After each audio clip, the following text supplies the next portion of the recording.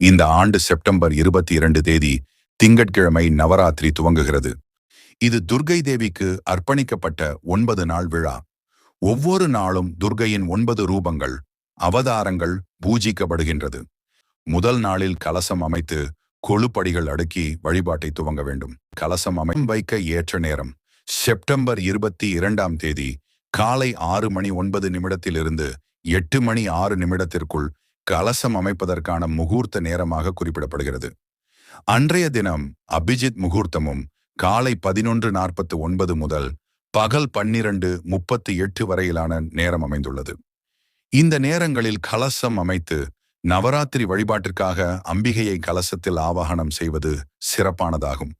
நவராத்திரியின் 9 நாட்களும் அம்பிகையை ஒவ்வொரு விதமான அலங்காரத்தில் அலங்கரித்து அந்தந்த அம்பிகைக்கு ஏற்ற நிறத்தில் வஸ்திரம் அணிவித்து அந்த அம்பிகைக்குரிய நைவேத்தியம் படைத்து வழிபடுவது சிறப்பு.